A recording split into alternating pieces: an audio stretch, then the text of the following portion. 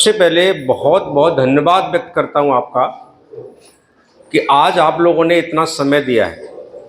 आज ये जो समय है खेती किसानी का भी है और सबके पास में बहुत ज़्यादा समय है, तो बहुत ज़्यादा शुक्रगुजार हैं कि आपकी सहभागिता आज इसका विद्यालय में कुछ अच्छे काम के लिए हुई है। तो उसके लिए मैं मैनेजमेंट की तरफ से, प्राचार्य की तरफ से और सारे विद्यालय के शिक्षकों की तरफ से और छात्रों की तरफ से आपको बहुत बहुत शुक्रिया अदा करता हूं, धन्यवाद देता हूं।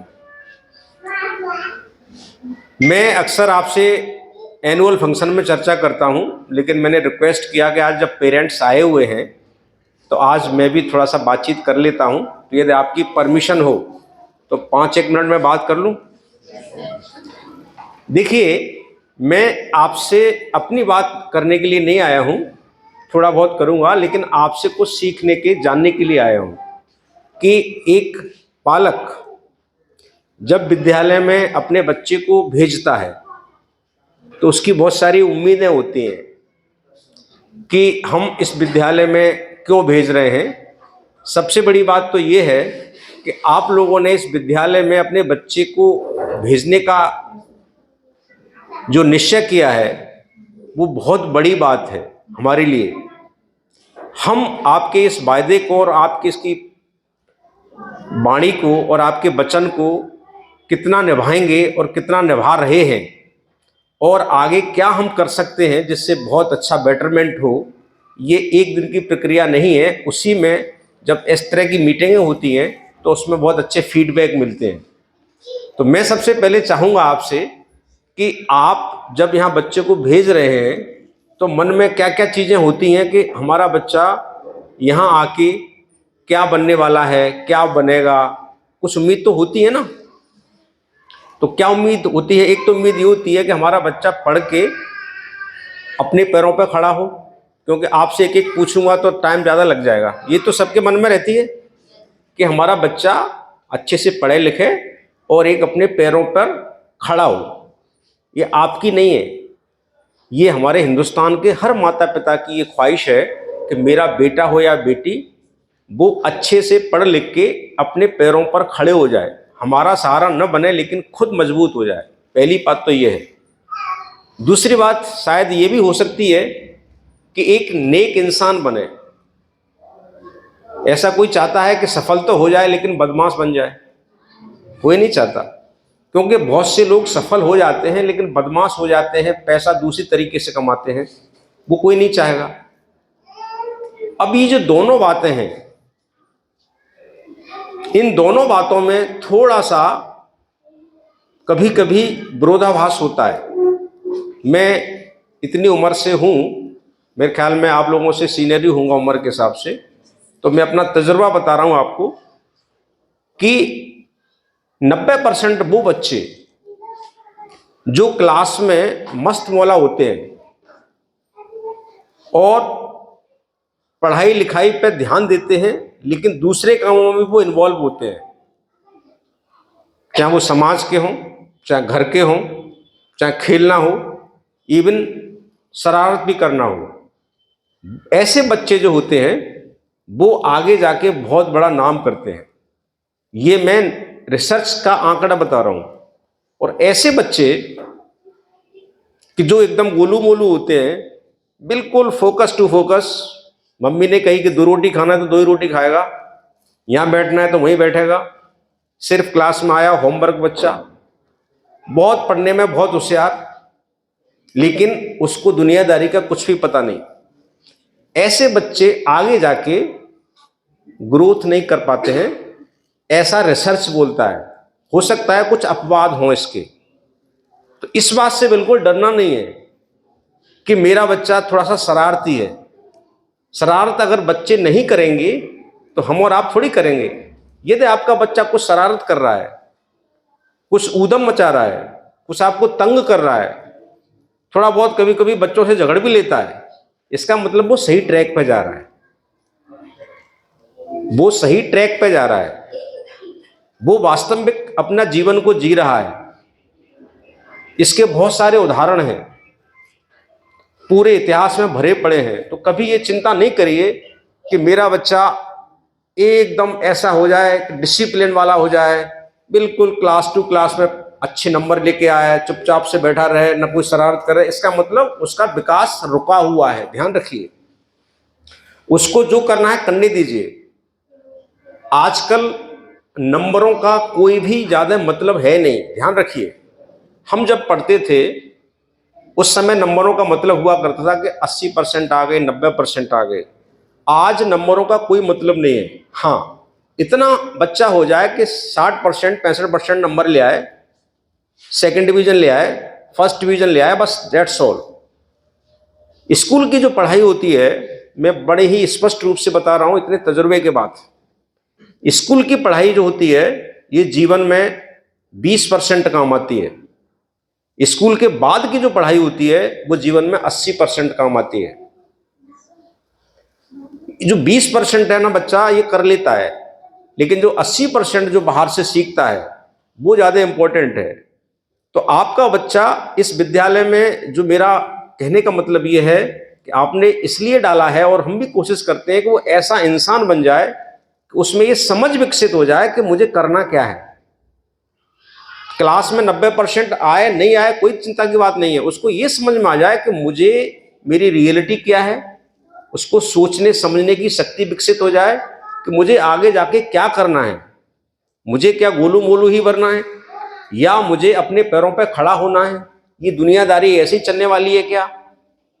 इसके लिए विद्यालय है। नंबर सेकेंडरी होते हैं, तो बिल्कुल चिंता की बात नहीं है। आप बिल्कुल बच्चों के साथ में सही आपने निर्णय लिया है, और हम भी पूरा प्रयास कर रहे हैं कि आपके बच्चे में बहुत अच्छी ग्रोथ हो। थोड़ी सी बात आपको मैं कैरियर के बारे में करूंगा कि हम जब पढ़ते थे या हमसे जो जूनियर हैं वो पढ़ते थे, उस समय नौकरियों की कमी थी। और मैं आपको यकीन दे रहा हूं कि आज की तारीख में नौकरियों की कोई कमी नहीं है, लेकिन कमी किसकी है?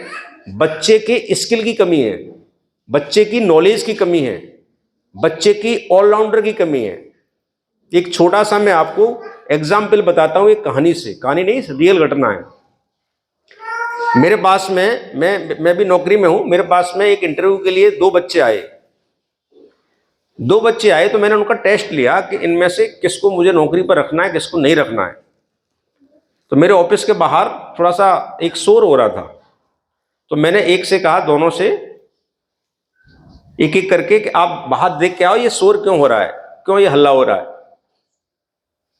तो देख के आ गया, बताया साहब आपस में दो भाइयों का झगड़ा है इसलिए हल्ला हो रहा है। मैंने कहा ठीक है।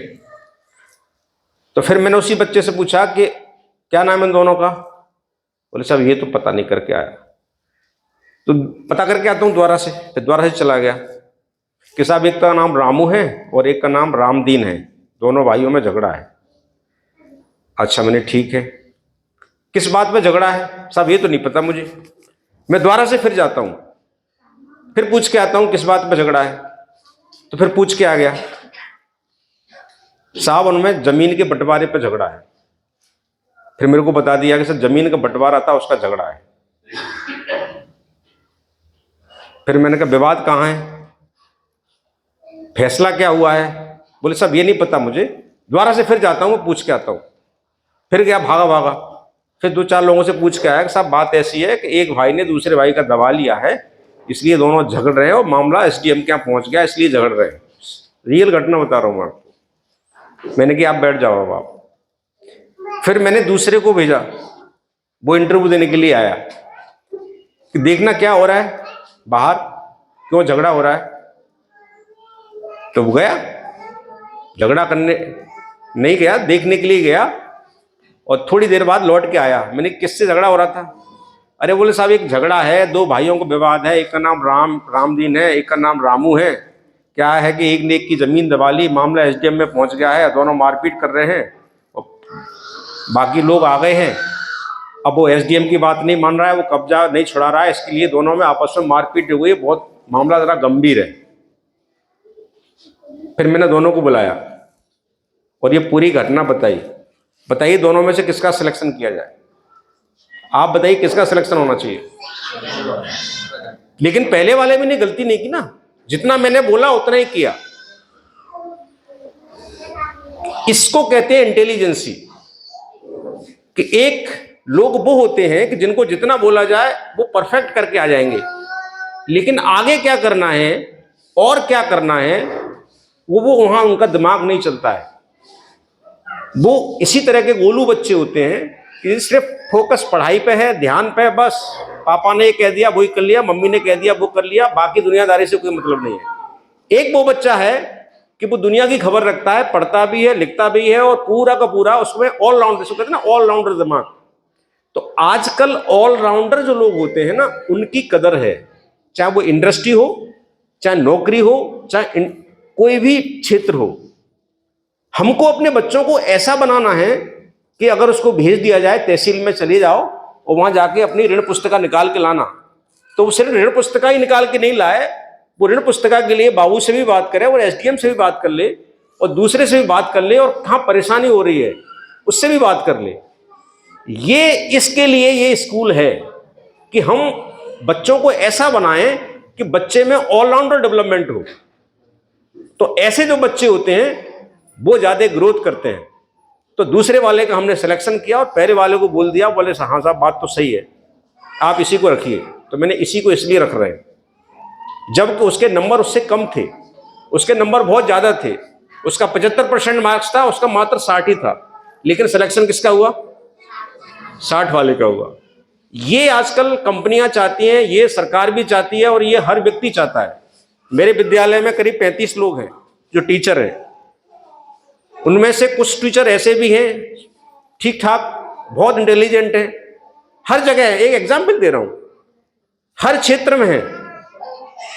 आजकल ऑलराउंडर लोगों की जरूरत है। तो इस विद्यालय का विजन ये है कि ऑलराउंडर हमको बनाना है, सिर्फ नौकरी पे फोकस नहीं करना है, बिजनेस पे भी फोकस करना है।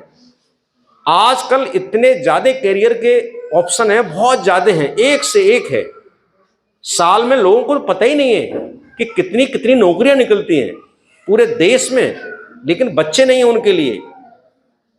हम इसी हाल में और दूसरे हाल में, अभी हम नौकरी में हैं, कुछ दिनों के बाद हम रिटायर हो जाएंगे। इस क्षेत्र में, पूरे क्षेत्र में मैं यहाँ खुद कोचिंग चलाऊंगा। कोचिंग का मतलब फ्री, और बच्चों को करियर की मैं गाइडेंस दूंगा कि किस तरह से पढ़ाई होती है। पढ़ने के बाद में आपको जिस तरह से नौकरी की जरूरत है, तो नौकरी अगर आपको लेनी है तो पढ़ाई के लिए जो पढ़ाई करते हो ना, उसके बाद फिर आपको तैयारी करनी होती है, तब जाके नौकरी मिलती है। आप ये मत समझिए कि मैंने 12वीं पास कर लिया, कि मैंने बीएससी कर लिया और आपको नौकरी मिल जाएगी। नो, नौकरी के लिए आपको किस तरह से तैयारी करनी है उसकी एक लाइन है, वो कोई भी बताने वाला नहीं है। हमारे बच्चे भटकते हैं। तो हमने ये सोचा है कि हम इस विद्यालय में, हमने इस क्षेत्र में खोला हुआ है, तो हम वो काम करेंगे कि गांव का हर बच्चा, गांव का हर पेरेंट्स हमारे पास भेजे, और कोई उसकी फीस नहीं, नॉमिनल, मात्र थोड़ा सा सहयोग राशि उन्हीं के लिए। ये हम करने वाले हैं यहाँ, कि हर बच्चा आज भटक रहा है, परेशान हो रहा है, क्योंकि उसको सही राह नहीं मिल रही है। 12वीं पास करने के बाद भी इतनी नौकरियां हैं कि आप मत पूछिए। मैं आप नाम गिनाऊंगा तो आप कहेंगे अरे हमको पता ही नहीं था।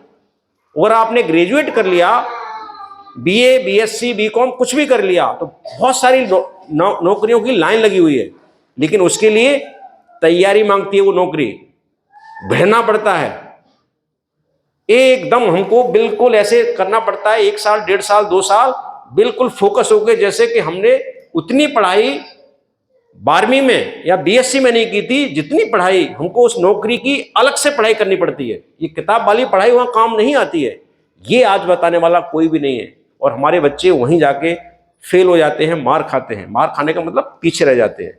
इंग्लिश बहुत जरूरी है हर नौकरी में, चाहे वो केंद्र की नौकरी हो, चाहे राज्य सरकार की नौकरी हो। इंग्लिश कम्युनिकेशन बहुत जरूरी है। यदि आप इंग्लिश में परफेक्ट हैं, हर आदमी चाहता है कि जो भी मैं एम्प्लॉय रखूं उसको इंग्लिश आनी चाहिए। क्यों? कंप्यूटर का जमाना है, हर चीज कंप्यूटर पे हो रही है। हमारे गांव का बच्चा जो, ऐसा नहीं कि गांव के स्कूलों में पढ़ाई नहीं होती है, पढ़ाई होती है, लेकिन उनका जो इंग्लिश का जो वातावरण है वो वीक हो जाता है, हिंदी बोली नहीं जाती है। अब ये बड़ी क्लास के जो बच्चे हमारे यहाँ, आप देखिए किस तरह से, सवेरे आज मैंने असेंबली अटेंड की थी, इंग्लिश का कम्युनिकेशन इतना अच्छा है कि अभी से वो 7वीं, 8वीं, 9वीं, 10वीं के बच्चे इंग्लिश बोल रहे हैं। तो ये क्या है, वातावरण पर डिपेंड करता है।